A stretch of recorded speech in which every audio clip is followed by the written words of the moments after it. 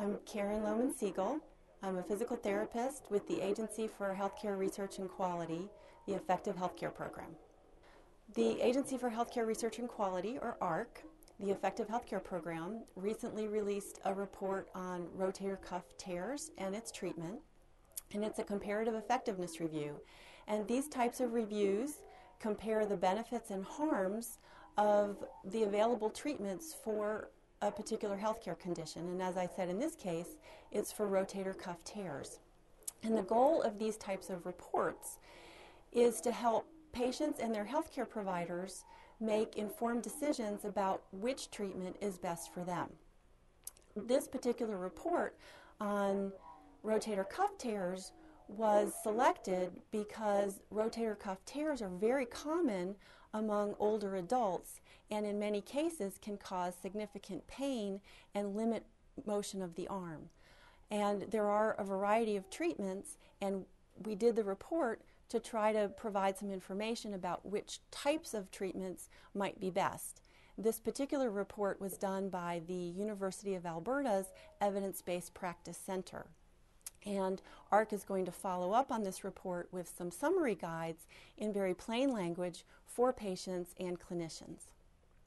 The source of our data are studies that have been published looking at the effects of different treatments for rotator cuff tears.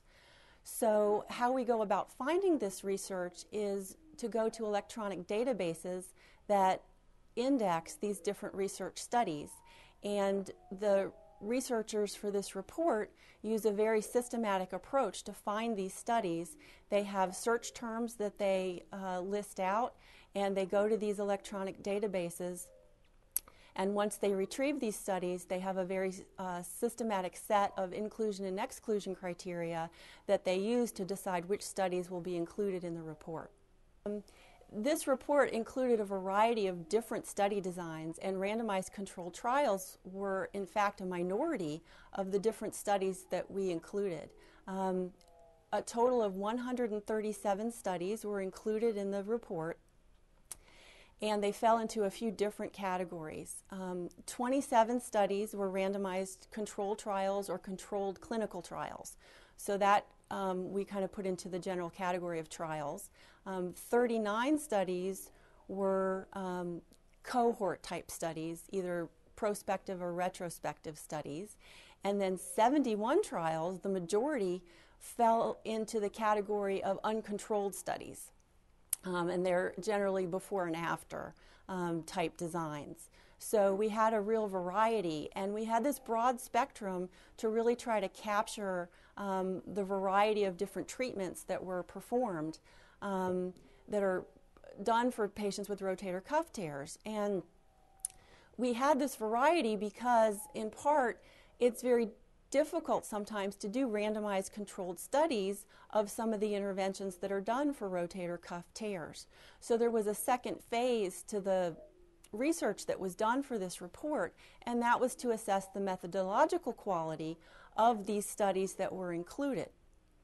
Because sometimes the conclusions that you can draw are limited if the methodological quality of the studies is poor. So there was a second phase where the quality of the studies was assessed to make sure that there could be good confidence in the conclusions that were drawn from the evidence that was included in the report. So in the area of comparing non-operative to operative interventions, there was no evidence that showed one approach is better than another.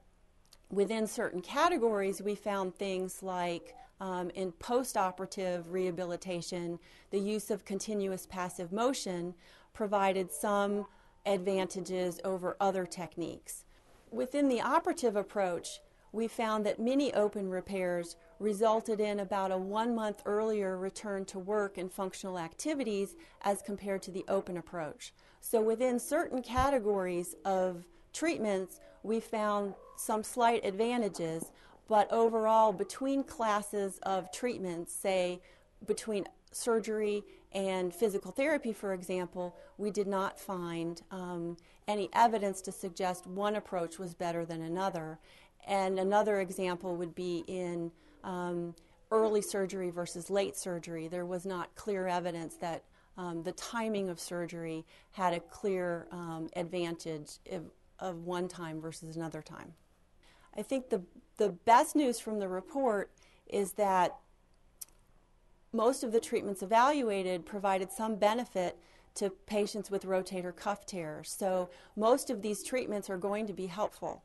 What the report was unable to show is that no one particular treatment showed a clear advantage over any other treatment. So there's a great opportunity there for more research to be done to compare these different treatments head to head, so patients and their healthcare providers can have a better information about which treatment to pick.